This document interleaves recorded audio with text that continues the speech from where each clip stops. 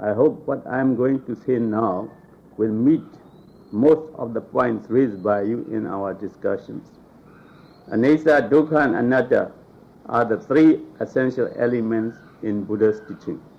If you know Anicca truly, you know Dukkha also as a sequel and Anatta as the ultimate truth. It takes time to understand the three together. Anicca is of course the essential factor which must be first experienced and understood by practice. A mere reading of the books on Buddhism or book knowledge of Buddha Dhamma will not be enough for the understanding of true Anicca because the experiential aspect will be missing. It is only through experience and understanding of the nature of Anicca as an ever-changing process within your very self that you can understand Anicca in the way Buddha would like you to understand. This understanding of Anicca can be developed, as in the days of Buddha, by persons who have no book knowledge whatsoever of Buddhism. To understand Anicca, one must follow strictly and diligently the Eightfold Noble Path, which is divided into 3 steps of Sila, Samadhi and Panya. Sila, or virtuous living, is the base for Samadhi, control of mind to one-pointedness. It is only when Samadhi is good that one can develop Panya. So, Sila and Samadhi are the prerequisites for Panya. By Panya is meant the understanding of Anicca, Dukkha and Anatta through the practice of Vipassana. Whether a Buddha has arisen or not, this practice of Sila and Samadhi are present in the world of mankind. In fact, they are the common denominators of all religious faith. They are, however, not the means for the end, that is, the end of suffering. In his search for this end of suffering, Prince Siddhartha found this out and he worked his way through to find the path which will lead to the end of suffering. After solid work for 6 years, he found the way out, became completely enlightened, and then taught men and gods to follow the path which leads them to the end of suffering. In this connection, I should like to explain that each action, either by deed, word or thought, leaves behind a force of action, sankhara, or karma in popular term, which goes to the credit or debit account of the individual according as the action is good or bad. There is therefore accumulation of sankhara or karma with everyone, which becomes the source of supply of energy to sustain life, which invariably is followed by suffering and death. It is by the development of power inherent in the understanding of Anicca, Dukkha and Anatta that one is able to rid oneself of sankhara, which becomes accumulated in one's own personal account. This process begins with the true understanding of Anicca, while further accumulations for fresh actions and reductions for the supply of energy to sustain life are taking place simultaneously from time to time and day to day. It is therefore a matter of a lifetime or more to get rid of all one's own sankhara or karma. He who has got himself rid of all sankharas or karma comes to the end of suffering, because by then there is no remainder of his sankhara to give the necessary life energy to sustain him in any form of life. This end of the suffering is reached by the Buddha and the Arhats on the termination of their lives when they passed into pre-nibbana. For us today, who take to Vipassana meditation, it should suffice if we can understand Anicca very well and reach the stage of an Arya, a Sotapatti, who will not live more than 7 lives to come to this end of suffering. This Anicca, which opens the door to the understanding of Dukkha and Anatta, and then leads to the end of suffering eventually, can be encountered only through a Buddha, or after he has passed away, through his teaching for so long as that relating to the Eightfold Noble Path and the 37 factors of enlightenment, that is bodhipakya, remains intact and available to the aspirant.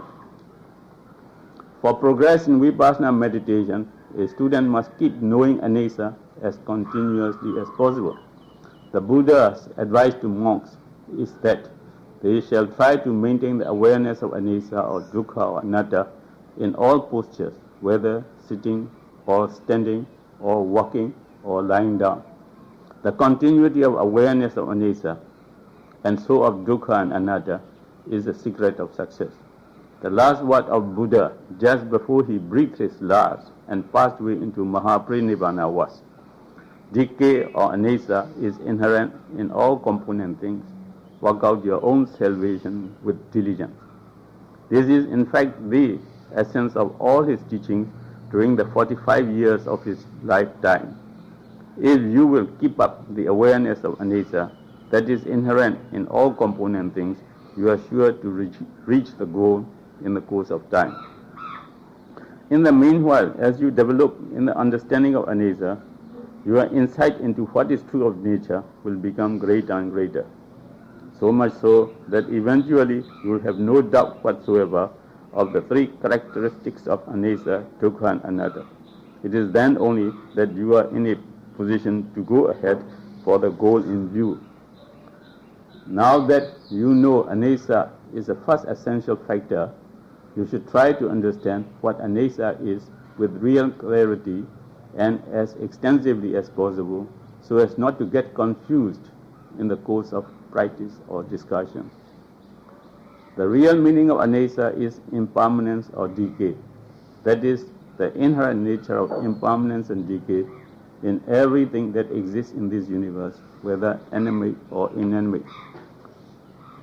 To make my work of explanation easy for the present day generation, I might draw attention to the opening sentences of the chapter Atomic Contents in the book Inside the Atom by Isaac Asimov, and also to a portion of the contents at page 159 of the book about chemical reactions going on at the same time in all parts of the body of a living creature such as a human being. This should be sufficient to bring home the point of view that all things, different as they were, are made of tiny particles called atoms. These atoms have been proved by science to be in a state of arising and dissolution or change. We should accordingly accept the concept of Buddha that all component things are subject to change, decay, or anicca. But in expounding the theory of anicca, Buddha started with the behavior which makes matter, and the matter, as known to Buddha, is very much smaller than the atom which the science of today has discovered. Buddha made it known to his disciples that everything that exists in this universe, whether animate or inanimate, is composed of kalapas, very much smaller than atoms, each dying out simultaneously as it becomes. Each kalapa is a mass formed of the 8 nature elements, namely Pathavi, Abo, Tejo, Vayo, Vana, Gandha, Rasa, and Oja. The first 4 are called material qualities, which are predominant in a kalapa. The other 4 are merely subsidiaries, which are dependent upon and born out of the former. A kalapa is the minutest particle in the physical plane, still beyond the range of science of today. It is only when the 8 nature elements, which have merely the characteristic of behavior, are together that the entirety of a kalapa, the tiniest of matter in the physical plane, is formed. In other words, the coexistence for a moment of these 8 nature elements of behavior makes a mass just for that moment, which in Buddhism is known as kalapa. The size of a kalapa is about 1/46,656 part of a particle of dust from the wheel of a chariot in summer of India. The lifespan of a kalapa is a moment, there being a trillion such moments in the wink of an eye of a human being. These kalapas are all in a state of perpetual change or flux. To a developed student in Vipassana meditation, they can be felt as a stream of energy. The human body is not an entity as it seems to be, but a continuum of an aggregate of matter, rupa, with life force, nama, coexisting. To know that our very staff is composed of tiny kalapas, all in a state of change, is to know what is true of nature of change or decay. This nature of change or decay, anicca, occasioned by the continual breakdown and replacement of kalapas, all in a state of combustion, must necessarily be identified with dukkha only, the truth of suffering. It is only when you experience impermanence as dukkha that you come to the realization of the truth of suffering, of the Four Noble Truths on which so much emphasis has been laid in the teaching of Buddha. Why?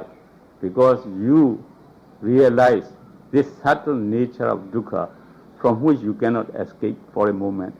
You would become truly afraid of, disgusted with, and disinclined to your very existence with rupa and nama, and look out for a way to escape to a state beyond, that is beyond dukkha, and so to the end of suffering. What that end of suffering would be like, you will be able to have a taste of it, even so as a human being, when you reach the level of a Sotapatti and is developed well enough by practice to go into the unconditioned state of peace of nibbana within. Be that as it may, for everyday life, no sooner than you are able to keep up the awareness of anicca in practice, you will know for yourself that a change is taking place in you, both physically and mentally, for the better. Before entering upon the practice of vipassana meditation, that is, after samadhi has been developed to a proper level, a student should first be acquainted with the theoretical knowledge of rupa, matter, and nama, mind and mental properties. If he has understood these well in theory and has come to the proper level of samadhi, there is every likelihood of his understanding anicca, dukkha and anatta in the true sense of the words of Buddha. In vipassana meditation, one contemplates not only upon the changing nature, anicca, of rupa or matter, but also upon the changing nature, anicca, of nama, that is, thought elements of attention projected towards the process of change of rupa or matter. At times the attention will be on anicca of rupa or matter only. At times the attention may be on anicca of thought elements, nama. When one is contemplating upon anicca of rupa or matter, one realizes also that the thought elements arising simultaneously with the awareness of anicca of rupa or matter are also in a state of transition or change. In that case, you are knowing anicca of both rupa and nama together. All I have said so far relates to the understanding of anicca through body feeling of the process of change of rupa or matter, and also of thought elements, depending upon such changing processes. You should know also that anicca can be understood through other types of feeling as well. Anicca can be developed through feeling, 1, by contact of visible form with the sense organ of eye, 2, by contact of sound with the sense organ of ear, 3, by contact of smell with the sense organ of nose, 4, by contact of taste with the sense organ of tongue, 5, by contact of touch with the sense organ of body, 6, by contact of thoughts with the sense organ of mind. In fact, one can develop the understanding of anicca through any of the 6 organs of sense. In practice, however, we have found out that of all the types of feeling, the feeling by contact of touch with the component parts of the body covers a wide area for introspective meditation.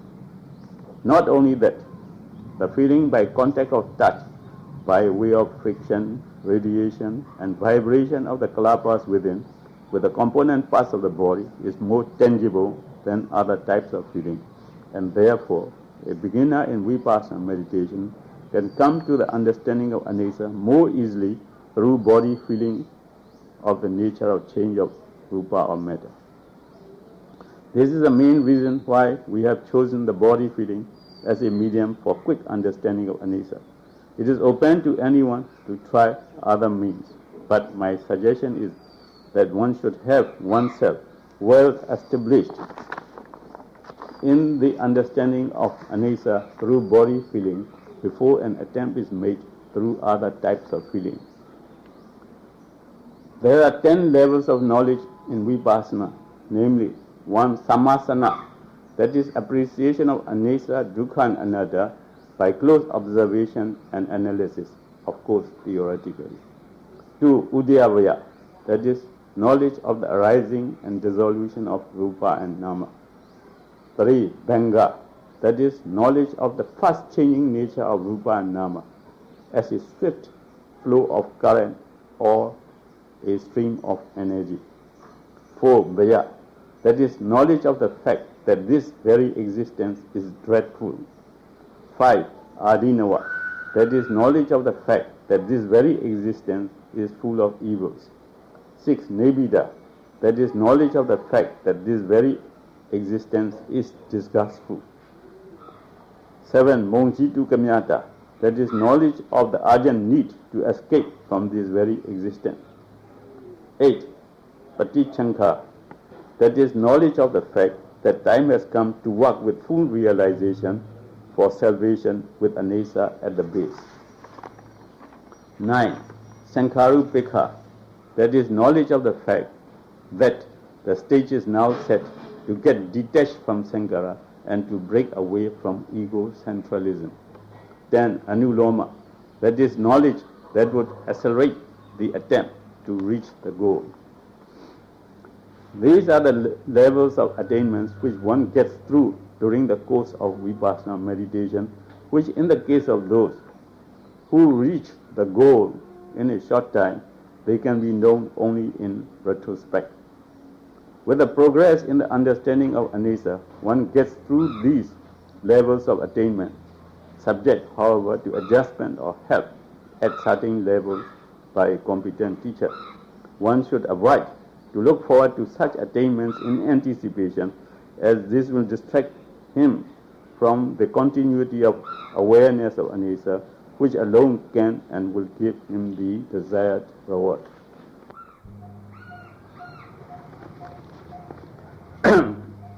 Let me now deal with vipassana meditation from the point of view of a householder in everyday life and explain the benefits one can derive from it here and now in this very lifetime.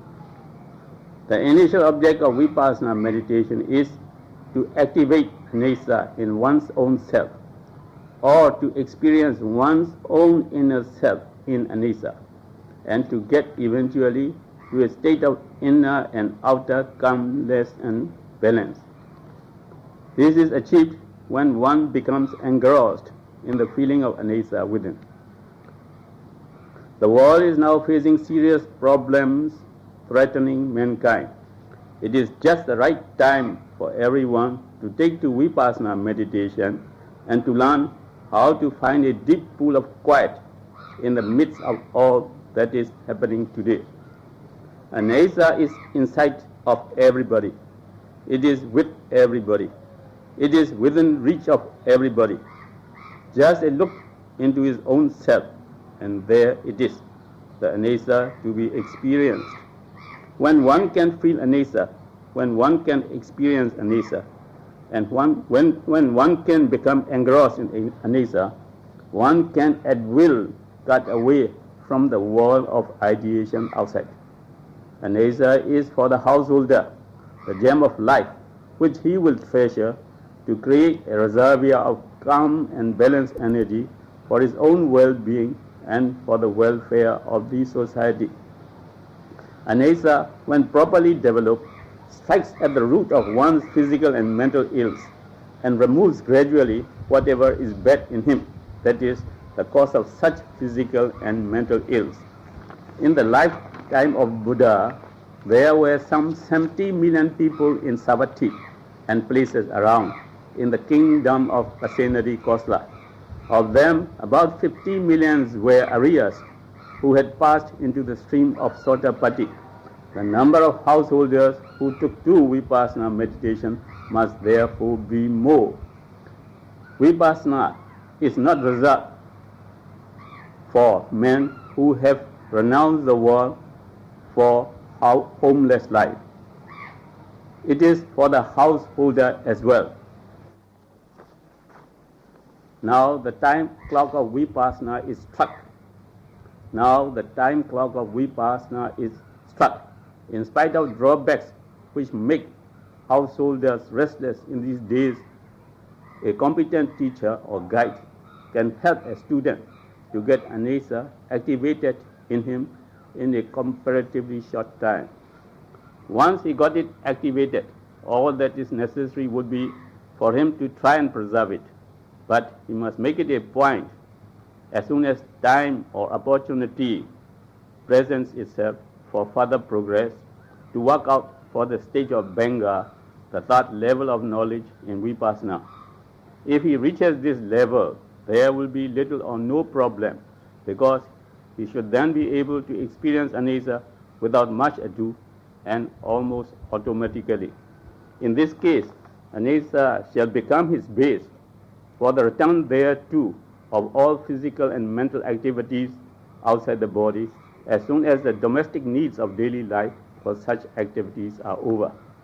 There is likely, however, to be some difficulty with one who has not as yet reached the stage of Banga. It will be just like a tug of war for him between anesa within and physical and mental activities outside the body. So it would be wise for him to follow the motto of work while you work, play while you play. There is no need for him to be activating anesa all the time. It should suffice if this could be confined to the regular period or periods set apart in the day or night for the purpose. During this time, at least, attempt must be made to keep the mind attention inside the body with the awareness exclusively of anesa. That is to say, this awareness of anesa should be from moment to moment, or so continuous as not to allow for interpolation of any discursive or distracting thoughts which are definitely detrimental to progress. In case this is not possible, you would have to go back to respiration mindfulness, because samadhi is the key to anesa. To get good samadhi, sila has to be perfect, since samadhi is built upon sila. For good anesa, samadhi must be good. If samadhi is excellent, awareness of anesa will also become excellent. There is no special technique for activating anesa other than the use of mind set to a perfect state of balance and attention projected to the object of meditation. In Vipassana, the object of meditation is anesa, and therefore, in the case of those who are used to drawing back their attention to body feeling, they can feel anesa directly. In experiencing anesa on or in the body, it should first be in the area where one can easily get his attention engrossed, changing the area of attention from place to place, from head to feet and from feet to head, at times probing into the interior. At this stage, it must be clearly understood that no attention is to be paid to the anatomy of the body, but right to the formation of metta, kalapas, and the nature of their constant change. If these instructions are observed, there will surely be progress, but the progress depends also on parami and the devotion of the individual to the work of meditation. As he attains higher levels of knowledge, his power to understand the three characteristics of anesa, dukkha, and anatta will also increase, and he will accordingly become nearer and nearer to the goal of Ariya, which every householder should keep in view. This is the age of science. Man of today has no utopia. He will not accept anything unless the results are good, concrete, vivid, personal, and here and now. When Buddha was alive, he said to the Kalamas, "Now look, you Kalamas, be not misled by report or tradition or hearsay. Be not misled by proficiency in the collections, nor by reason of logic, nor after reflection on and approval of some theory, nor because it conforms with one's inclination, nor out of respect for the prestige of a teacher. But Kalamas, when you know for yourselves, these things are unwholesome, these things are blameworthy, these things are censured by the intelligent, these things when practiced and observed conduce to loss and sorrow, then indeed do ye reject them. But if at any time you know of yourselves, these things are wholesome, they are blameless, they are praised by the intelligent, these things when practiced and observed conduce to welfare and happiness, then Kalamas, do ye, having practiced them, abide therein." The time clock of Vipassana is now struck. That is, for the revival of Buddha Dhamma, the Vipassana in practice. We have no doubt whatsoever about definite results accruing to those who would, with open mind, sincerely undergo a course of training under a competent teacher. I mean results which will be accepted as good, concrete, vivid, personal, and here and now. The results which will keep them in good stead, in a state of well-being and happiness for the rest of their lives. May all beings be happy, and may peace prevail in the world.